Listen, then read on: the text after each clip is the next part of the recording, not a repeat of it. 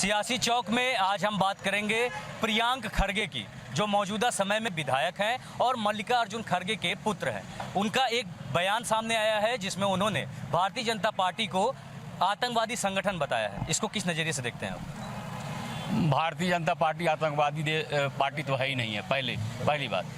दूसरी बात ये है कि मल्लिकार्जुन खरगे कांग्रेस पार्टी के अध्यक्ष हैं और उनके लड़के प्रियंक जो हैं कर्नाटक से विधायक हैं। और इन्होंने जो कहा है तो उस बातों पे कहा है कि अमित शाह जी ने जो अम्बेडकर साहब का जो नाम लिया था उन विषयों को लेकर कहा है।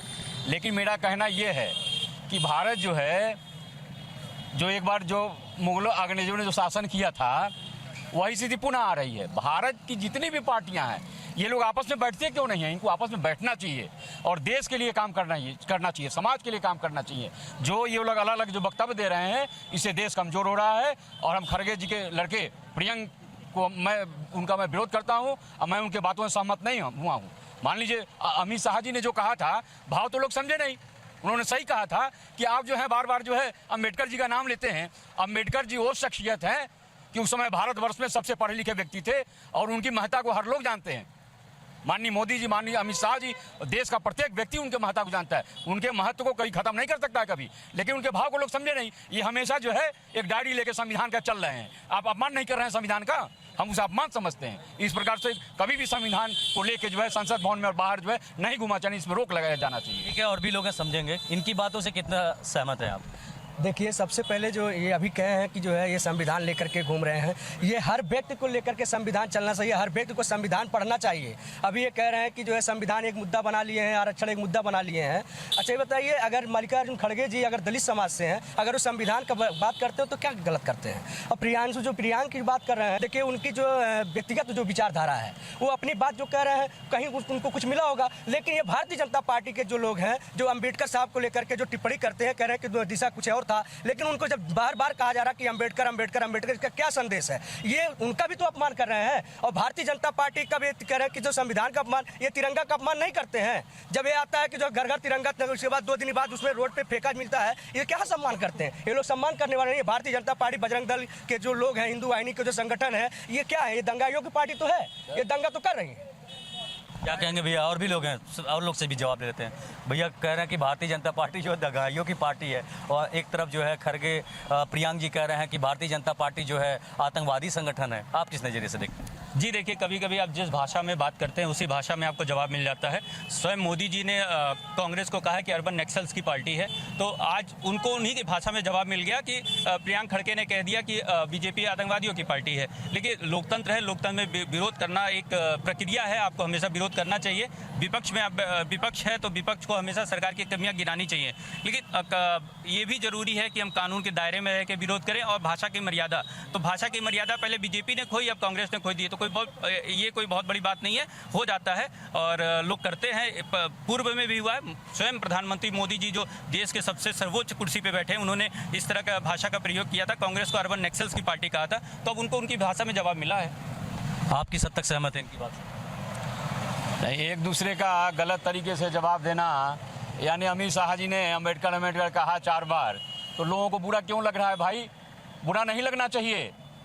संविधान वह पवित्र ग्रंथ है, वो हमारा महत्वपूर्ण पवित्र ग्रंथ है जिसको बाजार में नहीं घूमना चाहिए। कोई हमारे 4 वेद हैं, क्या हम बाजार में लेके घूमते हैं उसको? उसका अध्ययन करिए ना, उसमें क्या लिखा है उसको बारीकी से समझिए और देश और समाज के लिए काम करिए ना। जाइए जनता के बीच में काम करिए। काम करेंगे नहीं और चाहेंगे कि हमारी सरकार आ जाए, कोई भी मुद्दा उठा लें, ऐसा नहीं है। इन लोगों को आपस में बैठना पड़ेगा आने वाले समय में। नहीं बैठेंगे तो देश और समाज कमजोर हो रहा है। आज जाति जाति में बट रहा है देश, ये हम लोगों को ठीक नहीं लग रहा है। जी, और भी लोग हैं, समझेंगे। कहा जा रहा है कि सियासी लड़ाई बदजुबानी तकाई, दिखावा है या संविधान की दुहाई, क्या कहें? देखिए, अभी जो प्रियांशु खड़गे जी ने कहा है, यह उनकी हम घोर निंदा करते हैं। और सपा के लोग हों, कांग्रेस पार्टी के लोग हों, इनके चाल चरित्र चेहरे को पूरी हिंदुस्तान की आवाम, भारतवर्ष की आवाम देख रही है और इनकी हम लोग घोर निंदा करते हैं। इनके कथनी और करनी में अंतर है। और भारतीय जनता पार्टी को प्रियांशु खड़गे जी क्या चरित्र प्रमाण बांट रहे हैं? क्या चरित्र प्रमाण बांटने का काम कर रहे हैं, जिसका खुद ही कोई चरित्र नहीं है। और इन लोगों ने समाज को ही बांटने का काम किया है। और ये अपने खुद गिरेबान में झांक के देखें इनका चालो चेहरा कैसा है। क्या कहेंगे?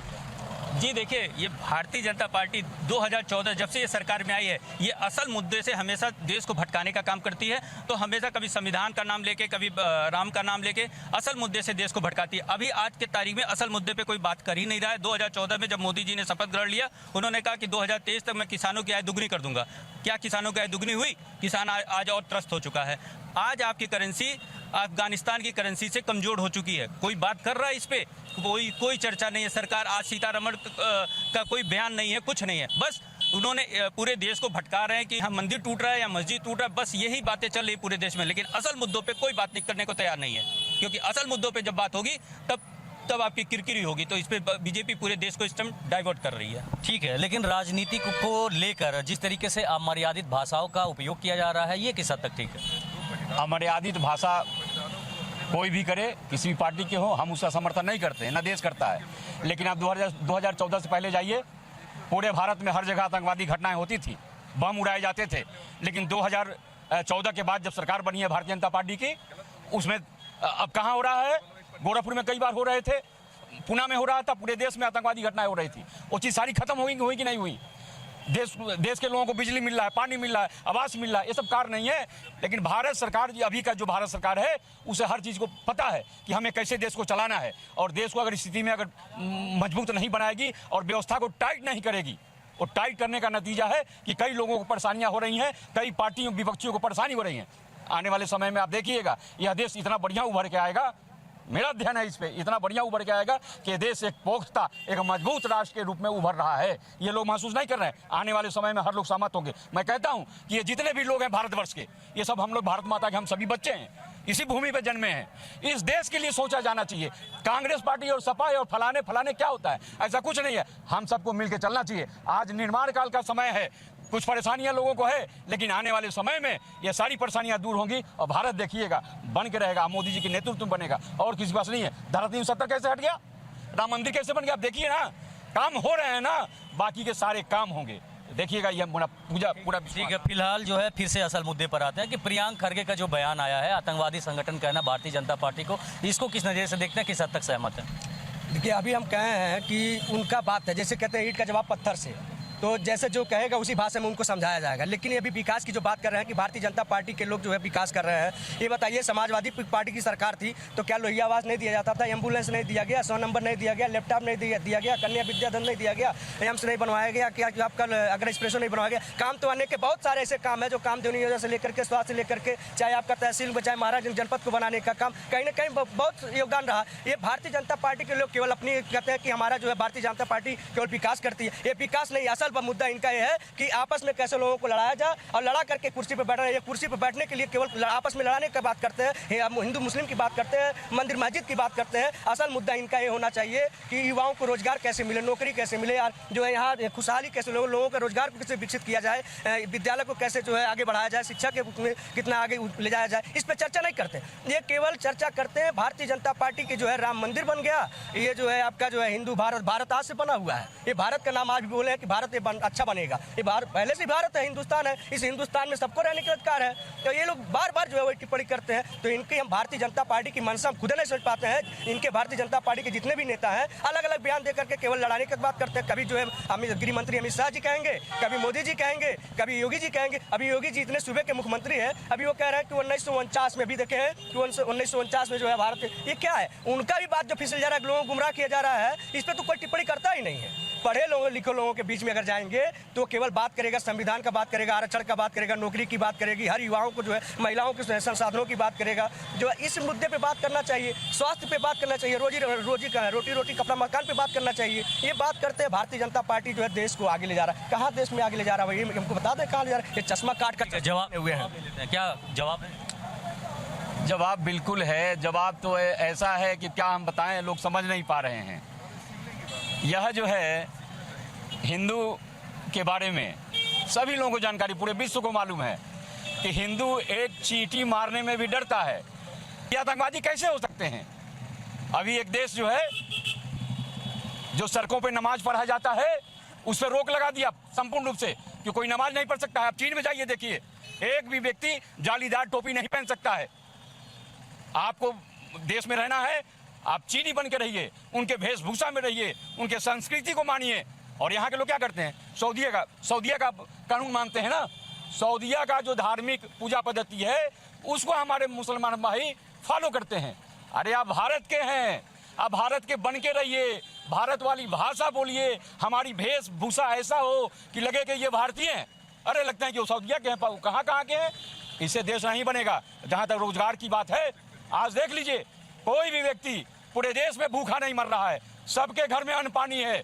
नौकरी की जहाँ तक बात है, अरे देश को भी बनने दीजिए, अभी देश का निर्माण हो रहा है, हो जाएगा, देखिएगा यहाँ पे नौकरियों की बाढ़ आएगी, सारे चीज होंगे। लेकिन तो समय का प्रतीक्षा करना होगा, समय का प्रतीक्षा करके घबराइए नहीं, सारे चीज होंगे। ठीक है, और भी लोग से जवाब लेते हैं। प्रियंक खरगे का जो बयान आया है कि भारतीय जनता पार्टी जो है आतंकवादी संगठन है, इसको किस नज़रिए से देखते हैं और क्या लगता है कि मतलब राजनीति की क्या अब यही सीमा रह गई है कि अमर्यादित भाषाओं का प्रयोग किया जाना? जी देखिए, ये जो भाषा का प्रयोग है ये गलत है, इसकी मैं निंदा करता हूँ। उनका भाषा का प्रयोग उन्होंने गलत किया है। उनका जो कहना चाहिए था उन्होंने सही शब्दों का प्रयोग नहीं करते हुए उनका जो कहना चाहते थे उन्होंने सही कहा, लेकिन शब्दों का चयन जो है वो गलत किया। ये इस तरह के भाजपा और कांग्रेस ये दो पटीदारों की तरह आज के तारीख में लड़ रहे हैं। वो भूल जा रहे हैं कि भाषा की मर्यादा क्या होती है, और इन दोनों पटीदारों के चक्कर में पूरा देश पिस रहा है। कम से कम विरोध करिए, अच्छे से विरोध करिए, लेकिन भाषा की गरिमा रखिए। आपको पूरा देश सुन रहा है, 140 करोड़ जनता सुन रही है, तो ये है। बाकी देखिए, छोटे से मुद्दे को बड़ा बनाना ये भाजपा का खेल है, ये खेल रही है। साथी कह रहे हैं कि आज देश कहाँ से कौन सा निर्माण कर रहे हैं आप, हमको यही नहीं समझ में आ रहा है। आप किसानों की आय दुगनी कर रहे थे, किसान मरने को भी तैयार है। 40% IITians को नौकरी नहीं मिली है, देश गर्त में जा रहा है। देश की करेंसी अफगानिस्तान से डाउन हो गई, मैंने कई बार कहा नहीं, लेकिन उन्होंने उस पर जवाब नहीं दिया।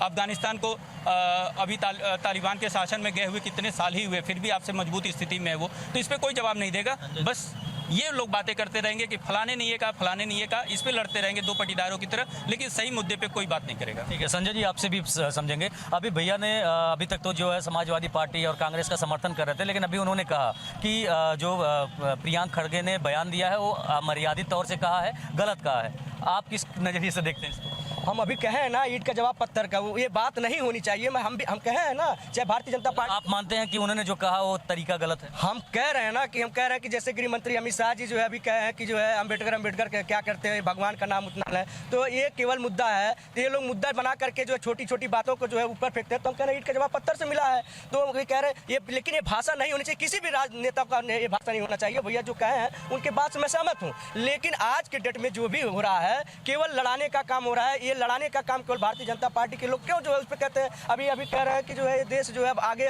देश अब बन रहा है। ये बताइए, भारत आज बना हुआ है, अब देश आज से बनाएंगे लोग। ये बताइए, आज़ादी हमको कब का मिला हुआ है? भारत हमारा जो है कब से जो है यहाँ स्वतंत्र लोकतंत्र है, सबका जो अधिकार है बोलने का, चलने का, फिरने का। लेकिन ये कह रहे हैं कि भारत अब विकसित होगा, नौकरी अब मिलेगा। तो ये सब अपवाद बात है, ये शिक्षा पे बात नहीं करते हैं। देखिए विद्यालय पे चले जाइए, आज फीस कितनी महंगाई है। आज फीस पे चले जाइए, आज चले जाइए मेडिकल कॉलेज पे चले जाइए, शिक्षा पे चले जाइए, आप चाहे आप किस नगर में चले जाइए, स्वास्थ्य केंद्र पे चले जाइए। ये सब कैसे विकसित, तो इस पे बात ही नहीं कर रहे हैं, केवल बात कर रहे हैं एक दूसरे के बयानबाजी पे कि वो क्या कहे हैं, वो क्या कहे हैं, संभल क्या, बांग्लादेश क्या। अरे आप कोई इस पे आइए ना कि आपका देश कहाँ जा रहा है, आपका देश कैसे विकसित होगा, इस पे आप चर्चा करिए। आप चर्चा करते हैं कि हमारे मोदी जी हमारा ये कर दिए, योगी जी हमारा वो कर दिए। ये बताइए, पॉलिथीन में रसगुल्ला रख करके आपको खिलाया जाए तो मीठ लगेगा, लेकिन आप लोग काट का चश्मा पहन करके आज वही रसगुल्ला कह रहे मीठ लग रहा है। अरे भाई उसको पहले देखिए कि रसगुल्ला कैसे। जवाब सुनिए, देश की रक्षा मिलिट्री कर रही है ना, वहाँ पे हाथ ऐसे जोड़ के, हाथ ऐसे करके अगर देश की सीमा की रक्षा करेंगे तो रक्षा नहीं हो पाएगा। और जो राजनीतिक पार्टियां जो बैठी हैं वो संत और वो ऋषि मुनि नहीं है, उनको भी राजनीति करना है। बात समझिएगा, राजनीति में हर पार्टी जो है अपने अनुकूल बोलता है और राजनीति में अगले को दबाता है, ये नीति रही है। बात समझिए। एक मिनट नहीं, जवाब ले लें। नहीं, ये कह रहे हैं कि अभी जो है आर्मी चले गए, सैनिक पे चले गए। ये बताइए, जब पुलवामा का हमला होता है, RDX आता है, उसका जांच क्यों नहीं करा पाते ये लोग उतना जो है आया कहाँ से आया, किसकी गाड़ी था, अगर भारत की गाड़ी था ना उस पर क्यों जांच नहीं करा पा रहे हैं। ये कह रहे हैं कि भारत जो है ये सीमाओं की रक्षा करे, इनकी नाकामी है। हर जगह केवल मुद्दा लड़ाने का काम होता है। जब भी चुनाव आता है तो कहीं ना कहीं कोई घटना करा करके करते। अगर आप सच में अगर देश के लिए ही अगर आप काम करते हैं, हिंदुस्तान के हर आवाम को लिए अगर आप चलते हैं, तो पहले पता लगाइए कि जो 500 जो आरडीएस से आया था वो किसकी गाड़ी में आया, कैसे आया, उसका खुलासा करिए। आप लोग उस पर नहीं बात करते हैं। कहते हैं कि ये जो है हमारे देश में सैनिक जो हाथ मार के खड़ा है। ये आप लोग जो है चुप्पी साध के, जब भारतीय जनता पार्टी के लोग जब तक अपनी निद्रा से जागेंगे नहीं, लोगों को लड़ाने के काम छोड़ेंगे नहीं, तब तक दिन प्रतिदिन जो है हिंसा बढ़ती जाएगी। किस प्रकार से लोगों का अलग अलग मत है, जो प्रियांक खरगे ने कहा है उसको लेकर लोगों की अपनी अपनी प्रतिक्रियाएं हैं, जिसको ये लोग अपने तरीके से व्यक्त कर रहे हैं।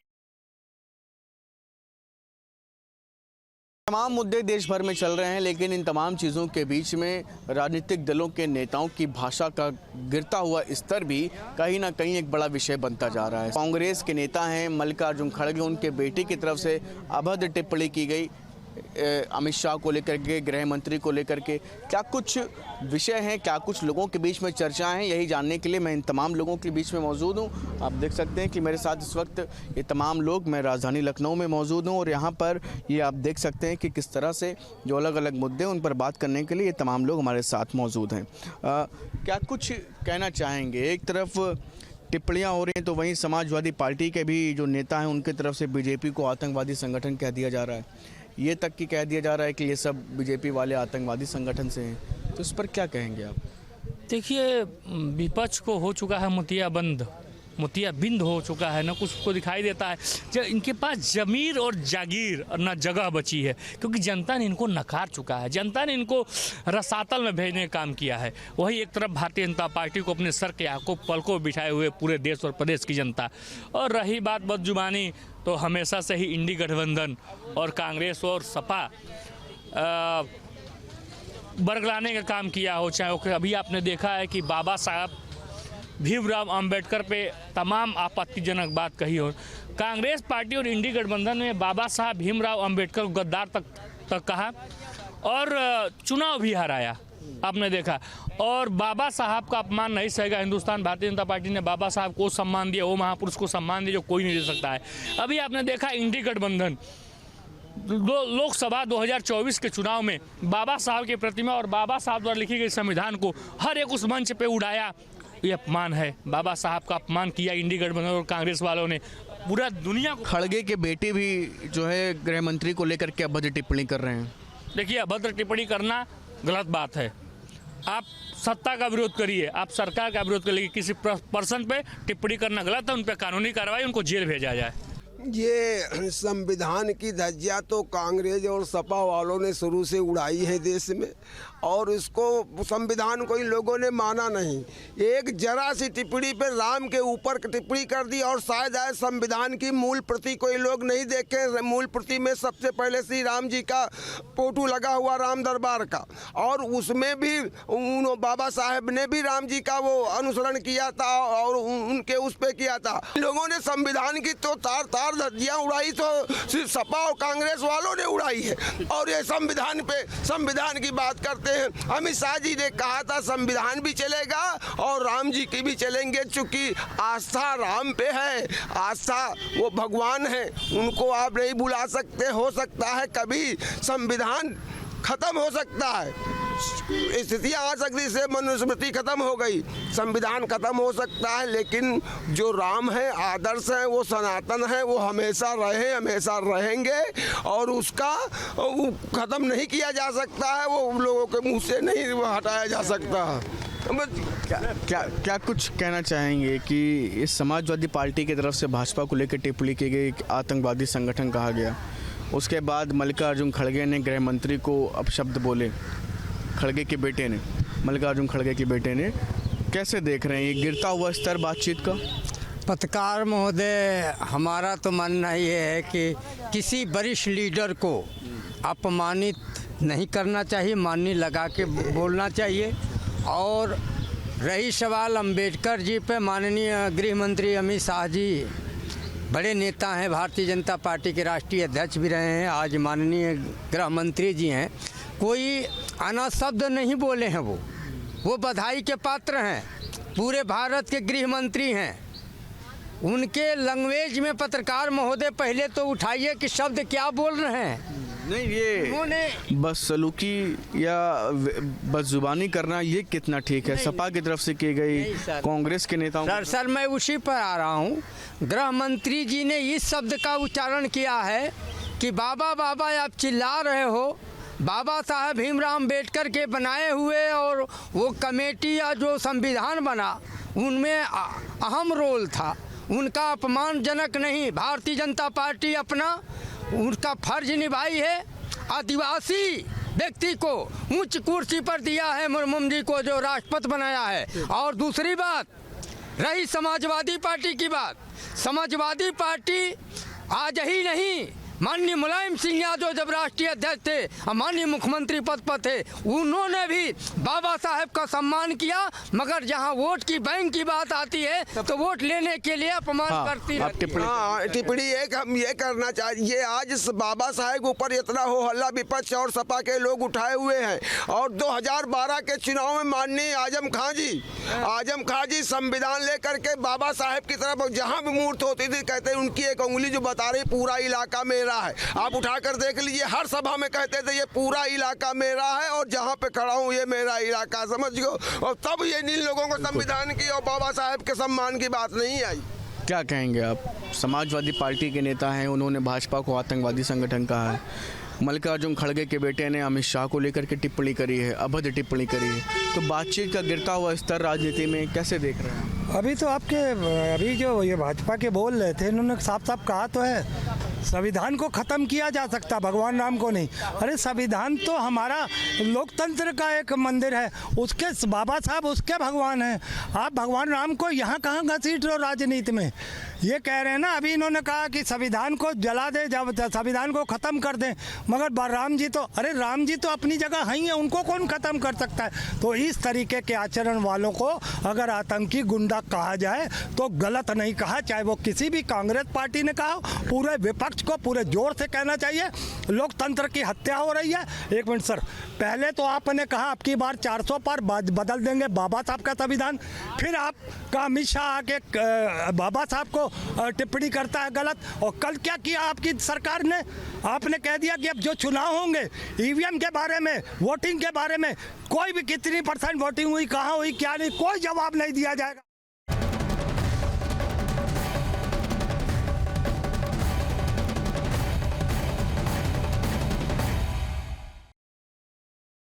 न्यूज नेशन अब व्हाट्सएप पर खबरों के ताजा अपडेट के लिए न्यूज नेशन के इस QR कोड को स्कैन करें।